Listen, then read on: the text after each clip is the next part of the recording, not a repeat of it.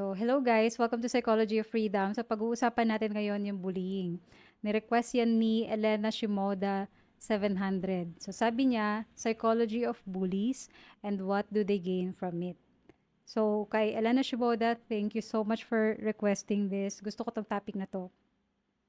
So, Psychology of Bullies. Alam na natin to, di ba? General knowledge na hurt people hurt people. 'Di ba? So itong mga bullies, sila actually yung nakaranas ng pambubuli sa bahay. They were actually abused at home, dominated at home, disempowered at home. Known fact na yan. So inside every bully is actually a victim. So let's go deeper. Paano napunta sa ganun? How did it get to that point na nambubuli sila? Anong nangyayari sa kanila, sa psychology nila? So explain ko. 'Di ba nakakaranas sila ng physical and emotional abuse? There's no bully na hindi nakakaranas ng some form of abuse. So since ganun yung na-experience nila, syempre yung brain natin gagawa at gagawa yan ng paraan to protect itself. So unconsciously, nagkakaroon ng reaction si brain na hindi safe pag helpless ako. I'm not gonna be a weak person. I'm not gonna be fragile. I'm not gonna be soft. Ganyan. So, si brain, in order to protect itself from that feelings of helplessness, nag-adapt siya ng ego mask na aggressive, 'di ba? Strong, dominant. Yung quote-unquote weak, helpless, fragile self, nireject yon ng brain, napunta sa shadow. So, kung di nyo pa napapanood yung content ko about shadow, kung ano yung shadow, you might want to watch it first para maintindihan nyo to. So, shadow, in short, unconscious. Yung unconscious natin. Unconscious na parts sa personality natin. Andun lahat yung mga nireject natin, dineny natin, and dinisown natin sa sarili natin. So, ano nangyayari? Pagka nireflect sa atin ng ibang tao yung contents ng shadow natin, nagkakaroon tayo ng emotional reaction. 'Di ba? Natitrigger tayo. So, bakit nagagalit ang bully dun sa quote-unquote weak na bata? Bakit nila binubully yung parang mga hindi lumalaban na bata? Kasi it reminds them of how weak, how helpless, and how powerless they were as a child. Na hindi nila napagtanggol yung sarili nila from the abuse and control and domination ng mga adult sa buhay nila. So, yun yung hate nila na part ng sarili nila na pinoproject nila sa iba. Sabi ko nga, 'di ba, what we hate in ourselves, we hate in others. So, ito yung nangyayari sa kanila unconsciously, kaya di nila mapigilan. They hate the child. They hate the kid kasi they hate themselves. It reminds them of themselves. Puno sila actually ng self-loathing and self-hatred, kaya ginagawa nila yon. So, ito yung kailangan maging aware or malabas sa conscious awareness ng mga nambubuli para mag-heal sila. Kasi it's all projection. Nire-reflect lang sa kanila ng victim nila yung part ng sarili nila na hindi pa nag-heal, hindi pa na-process. 'Di ba yung painful experience na yon from childhood, hindi pa na-process. Hindi pa nila na-allow yung sarili nila to fully feel and grieve for their little boy or little girl na defenseless at inabuso. So, getting in touch dun sa unconscious aspect na yon and yung realization na yung pagiging hostile nila, yung pagiging aggressive nila is just a mask to keep them from that pain, that's what will heal the bully. So, integrating and bringing it to light yung mga nasa unconscious, yung mga hindi sila aware na sinuppress nila na painful experience from childhood. Yan yung magsa-stop ng pattern nila.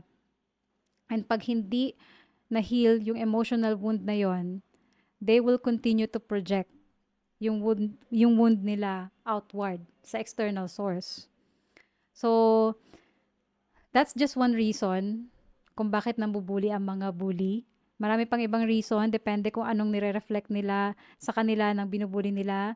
Halimbawa, achiever yung binubuli nila. It may be because it brings out feelings of insecurity dahil shiname sila due to lack of achievement or they were made to feel like a failure. May core wounds sila pagdating doon. So, it depends.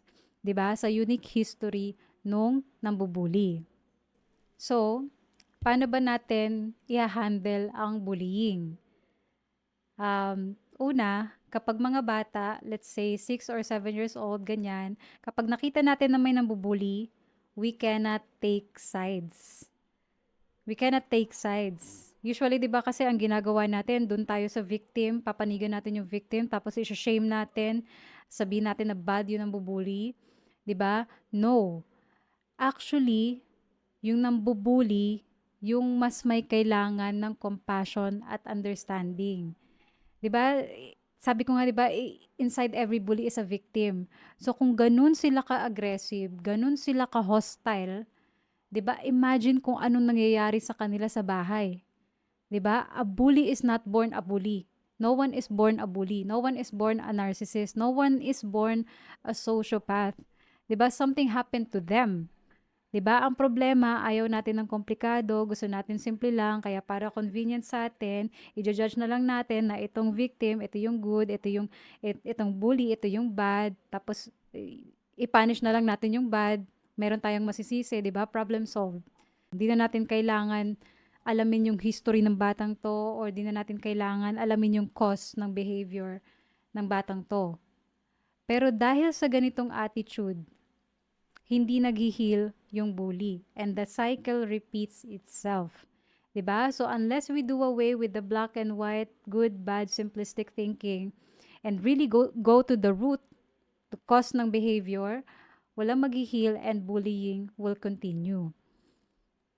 So we need to give the bully all the compassion that they need and not judge them or shame them. Nai-experience na nila yan sa bahay.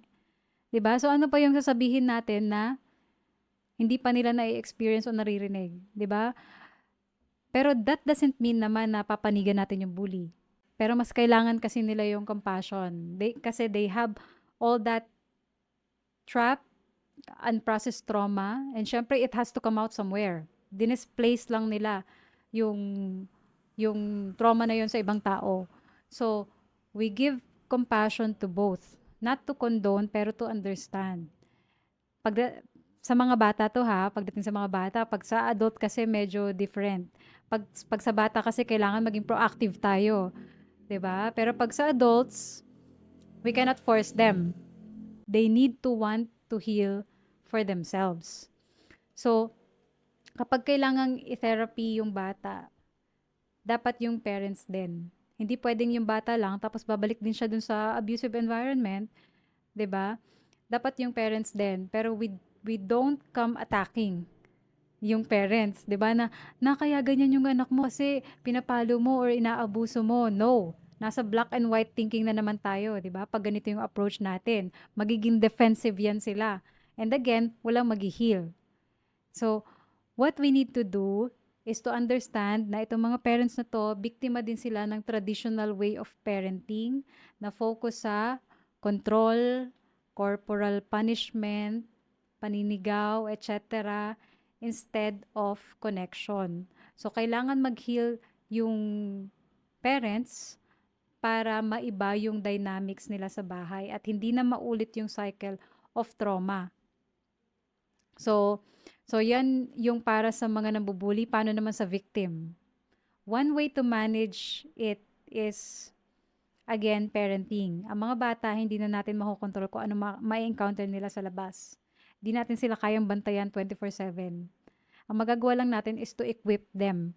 So, paano natin sila mai-equip? Paano natin sila matuturuan na depensahan yung sarili nila? Not through lecture, na, ganito, ganito ka dapat lumaban, o bakit hindi mo hinayaan, bakit di ka nagsumbong, or ganito, ganyan. Kung ganun lang sana kadali, di ba? Wala nang magiging victim.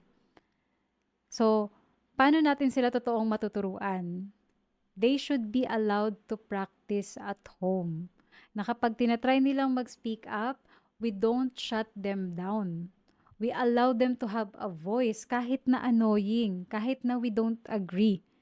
'Di ba? 'Yan yung problema, 'di ba? Pagka hindi sa atin nag-a-agree yung mga anak natin, iisipin natin, sumasagot ka na or ay lumalaban ka na o pasaway ka na. Hindi.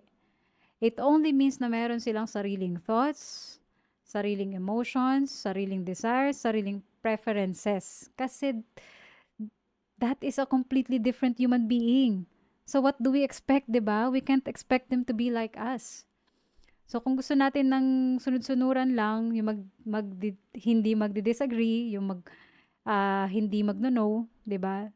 Dapat nag-pet na lang tayo, 'di ba? Kahit nga yung pet mahirap pasunurin, yung tao pa kaya, 'di ba?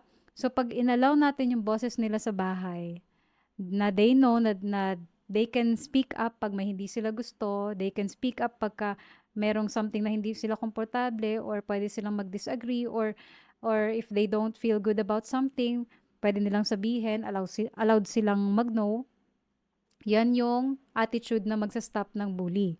Pero kapag tinanggalan natin sila ng boses sa bahay, gina-judge natin sila every time na i-assert nila yung sarili nila, yan yung mga bata na lumalaki na submissive, compliant, hindi mapagtanggol yung sarili nila, and sila din yung mga nagiging victim ng bullying. So we allow them to speak their mind.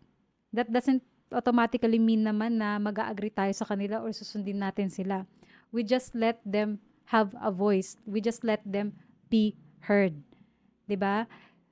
Yung bahay, yung home is supposed to be the place where they can feel safe to express themselves, to practice asserting themselves.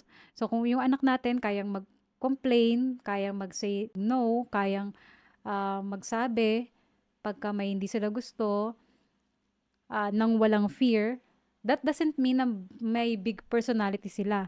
It only means na they feel safe with you, 'di ba? So kailangan nila 'yan sa development nila. It's a developmental necessity. So we don't have to take it personally. We keep our ego out of the way and encourage them to speak up, to articulate themselves. So yung first two, more on focus yan sa bata, preventive. Pero paano naman pag adult? If it's severe, syempre therapy. Therapy for both. 'Di ba? Hardwired na kasi yung mga pattern na yan 'di ba? So, and there's a reason kung bakit na-attract nila yung isa't isa. Both are actually wounded. Kasi yung bully, nire-reflect niya sa victim na you have to develop enough self-worth para ipagtanggol mo yung sarili mo. And yung victim naman, nire-reflect niya dun sa bully na you have this trauma na unprocessed, na unhealed, na dormant. 'Di ba? So kailangan nila yung isa't isa to show kung ano yung mga hindi pa na-process na emotional pain and kung ano yung mga gap sa development nila, etc. So in summary, pag merong bullying situation, especially sa mga bata, we cannot have a black and white thinking na ito yung victim, ito yung mabuti, or ito yung bully, ito yung masama. That's not gonna help any of them, 'di ba? And para mag-end yung bullying, ang dapat tinututukan natin is yung parent-child relationship. So, ayun lang. Thank you so much for listening and watching. Sa nag-request, thank you. Sana may napulot kayo. See you sa next video.